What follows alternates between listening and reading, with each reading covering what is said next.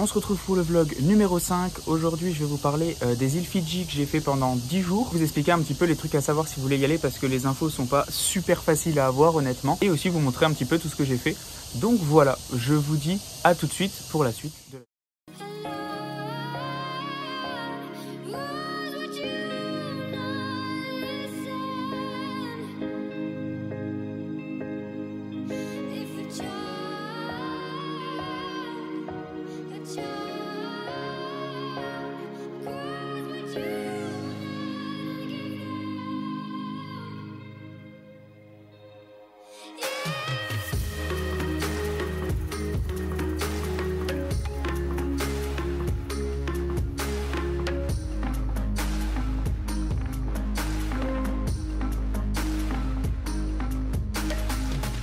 Première chose que j'ai pensé au niveau de Fidji quand je suis arrivé déjà, c'est que c'est pas forcément comme sur les brochures et comme sur internet, étant donné qu'il y a quand même pas mal des îles qui sont assez pauvres, donc c'est pas genre toutes les plages qui sont en mode cocotier avec des îlots, etc. C'est archi pas le cas. C'est possible d'en voir clairement des îles archi belles comme sur les brochures, ça existe, mais c'est pas partout comme ça. Il y a 3 possibilités pour moi au niveau de votre voyage. Ensuite, selon ce que vous avez envie de faire au Fidji et ce que vous recherchez, si par exemple c'est juste de faire un maximum d'îles, il va y avoir plusieurs possibilités. La première, c'est de gérer vous-même, mais il y a quand même pas beaucoup d'infos et ça reste quand même compliqué de réserver des choses. Il y a des ferries de nuit, etc. Ça reste quand même compliqué, je trouve, et assez cher. Ensuite, sinon, la deuxième possibilité, c'est qu'il y a le Bula Pass qui, pour moi, est niveau qualité-prix le mieux qu'on peut faire quand on va à Fidji et qu'on veut faire des îles. En gros, le principe, c'est que vous allez choisir un nombre de jours, donc c'est minimum 5. Et ensuite, vous allez choisir aussi les îles que vous avez envie de faire selon l'archipel du Bula Pass. Je vous remettrai l'archipel pour voir un petit peu les îles que vous avez. Et derrière, vous pouvez choisir le nombre de jours que vous faites. Par exemple, 2 jours sur celle-ci, 1 jour sur celle-là. Et en plus, vous êtes dans des gros resorts, donc des gros hôtels énervés avec du matos pour vous amuser, etc. Ça reste très très cool. Le seul inconvénient de ce truc là, c'est que vous devez manger obligatoirement dans les hôtels, c'est à dire que si vous le réservez, c'est dans votre contrat, vous êtes obligé de manger dans l'hôtel et du coup ça va coûter un petit peu cher. Par contre, si vous êtes plus motivé à découvrir un petit peu la culture et le côté humain au Fidji, à ce moment-là, je conseille plus d'aller sur une des 2 îles principales, étant donné qu'il va encore avoir des villages fidjiens comme à l'ancienne que vous pouvez visiter. Il va avoir tout le peuple fidjien que vous pouvez rencontrer. En plus, ils parlent tous extrêmement bien anglais, donc la communication est super simple. Il y a une ambiance famille, même quand vous allez dans des hôtels, etc. Tout le monde est vraiment très bienveillant. Donc mon conseil, si vous y allez, c'est de faire un mix des deux. Si vous faites par exemple 2 semaines, c'est de faire une semaine vers Nadi et sur les îles principales, à choisir un petit peu ce que vous voulez faire. Et derrière, faire une semaine ou le Bula Pass, ou alors si vraiment vous avez des îles coup de cœur, de partir sur vous réserver, etc. et ne pas passer par le Bula Pass. Mais en tout cas, je conseille vraiment de faire les deux parce que de faire que les îles, c'est un peu fausser la vision de Fidji. C'est un peu dommage, je trouve, de ne pas rencontrer des Fidjiens. Mais par contre, de faire que les grandes îles, c'est un peu dommage aussi de ne pas avoir les très belles îles qu'il y a juste à côté de Fidji. Donc voilà, je pense que c'est un bon compromis de faire les deux et de mélanger un petit peu les deux, si vous avez le temps bien sûr. Donc mon expérience personnelle au niveau des Fidji, déjà, avant, on est parti de Christchurch en Nouvelle-Zélande et voilà, directement on a raté l'avion, ça a mis dans l'ambiance. C'est-à-dire que nous on était vraiment genre en mode à la plage le soir, on avait un smile jusqu'aux oreilles, voilà, ça nous a calmé direct, on a dormi à l'aéroport. Non, franchement c'était lourd, très bonne expérience. Ensuite, du coup, après avoir racheté un ticket pour le lendemain en évitant de se faire avoir par la compagnie aérienne qui nous a dit qu'elle allait nous aider alors qu'elle voulait nous faire payer encore plus cher que le ticket de base, on est parti du coup aux îles Fidji.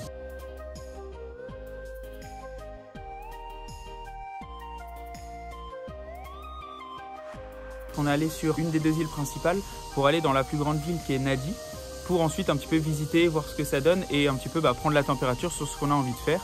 Donc en gros, on est arrivé à Nadi et on est resté pendant 3 jours je crois. Au niveau des premiers jours où on était à Nadi, ce qu'on a fait, c'est qu'on a déjà fait le grand marché principal. Donc c'est vraiment que des fruits et des légumes pour la plupart. Mais franchement, ça vaut vraiment le coup de goûter parce que pour le coup, c'est que des fruits et des légumes qui sortent de l'arbre genre à 100 mètres. Donc franchement, ça vaut vraiment le coup. Ensuite, le reste de cette journée, on est retourné se coucher étant donné qu'il fait genre 30-35 degrés et qu'il fait très lourd, donc vous êtes vite fatigué, surtout après un vol. Au niveau du 2e jour, on avait fait du coup un truc un peu plus organisé avec un guide et on était parti faire, pour commencer, on avait fait le jardin du géant endormi, je crois. On avait trop de...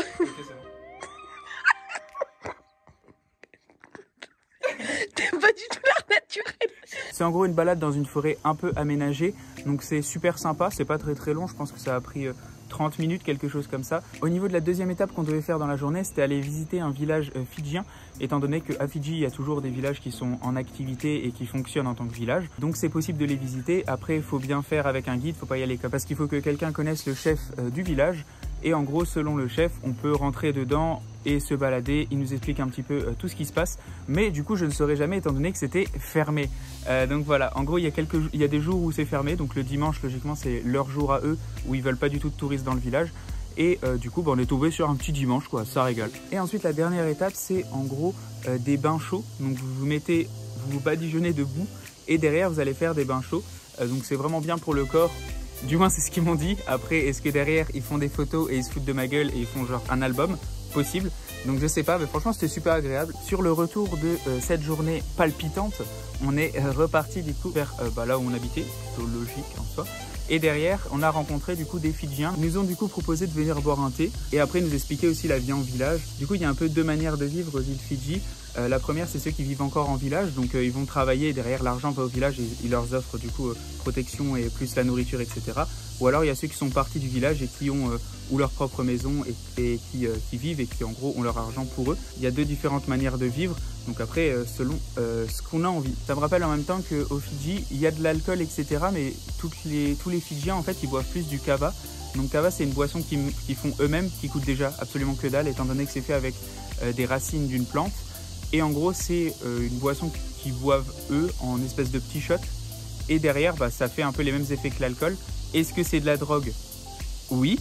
Mais du coup, ça reste une boisson très très importante de leur culture. Donc voilà, c'était super agréable. J'en ai goûté, c'est bon. Après, c'est vraiment assez terreux. On dirait un peu du smecta.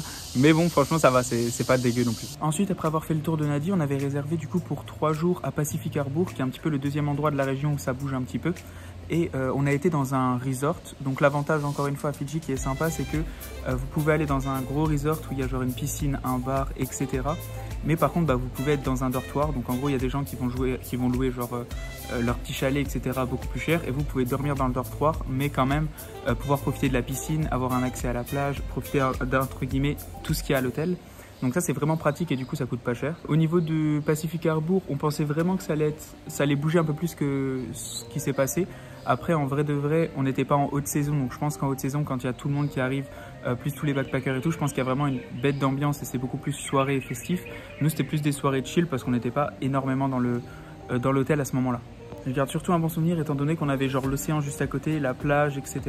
Donc ça reste quand même très paradisiaque et très farniente. Donc moi j'ai vraiment kiffé ce côté-là, mais rien de très ouf niveau exclusivité de Pacific Harbour. Du moins pas de ce que j'ai vu. Ensuite on est retourné direction Nadi étant donné qu'à Nadi il y a quand même beaucoup plus d'activités et qu'il y a beaucoup de choses en mode une seule journée, par exemple partir sur une île, aller faire du jet ski, des choses comme ça. C'est quand même au niveau de Nadi que vous avez la plupart des choses. Donc ce qu'on a fait c'est qu'on a changé d'hôtel, on a été dans une autre auberge de jeunesse. Du coup on a commencé le deuxième jour par l'île de Malamala, donc qui est encore une fois une île où on n'y va qu'un seul jour. Il y a un bateau qui vous prend et ensuite il vous ramène le soir. Si vous avez déjà fait pas mal d'îles autour de l'île principale, ça vaut pas forcément le coup de faire ce genre d'île, étant donné que vous avez presque tout vu, vous avez fait du snorkeling un peu partout, etc. Mais pour ceux qui sont sur l'île principale et qui n'ont pas forcément envie de plus de bouger que ça, c'est vraiment super intéressant. C'est pas trop cher et vous avez moyen de faire du snorkeling, faire du paddle. En fait c'est vraiment une journée genre détente en colonie de vacances. Et franchement, c'est lourd, même les restaurants sont pas très chers, c'est vraiment bon. Non, franchement, on a passé vraiment du bon temps. Et le snorkeling, nous, on a découvert ça avec ma pote et franchement, on s'est trouvé genre vraiment une passion de fou. On est juste à côté de la barrière de corail, il y a vraiment énormément de poissons différents.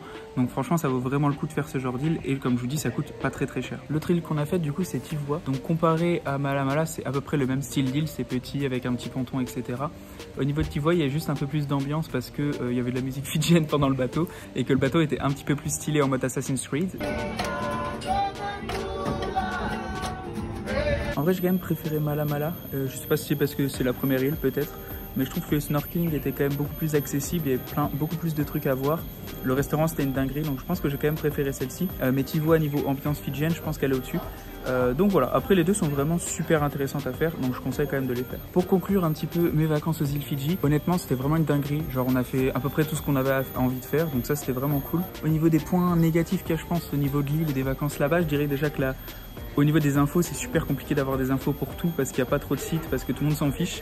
Et deuxième chose un peu compliquée, c'est le côté Fidji Time qu'ils ont, c'est-à-dire que comme ils sont très à l'aise, des fois vous prévoyez des trucs mais eux sont en retard ou des fois vous n'avez pas le... Enfin c'est compliqué à gérer ce truc-là, après faut s'adapter donc c'est comme ça. Après au niveau des avantages, il y en a eu vraiment énormément, c'est-à-dire que les îles c'est vraiment comme les posts Insta où ils font des zooms et qu'après tu as une musique stylée avec des plages de fou, c'est vraiment ça clairement. Après, même les Fidjiens étaient super accueillants, c'est super agréable de leur parler. Il y a plein de trucs à découvrir sur l'île, même des légumes que je connaissais pas, etc. Et pour le coup, il y a vraiment l'aspect farniente et l'aspect culture qui se mélangent un peu au même endroit, donc ça c'est vraiment cool. Ça vous permet de changer à chaque fois et du coup de découvrir plein de choses différentes. Donc même ça c'est super cool. Pour conclure, moi j'ai vraiment kiffé. C'était une bête de destination. On a fait genre quelques petits trucs sympas, tout en restant très chill, allant à la plage, etc. Donc franchement, moi j'ai passé des bêtes de vacances. En tout cas, merci d'avoir regardé. J'espère que vous aurez eu un petit peu d'informations parce qu'il n'y en a aucune sur Fidji. Voilà. Merci d'avoir regardé. Ciao, ciao, à plus. Et puis à la prochaine.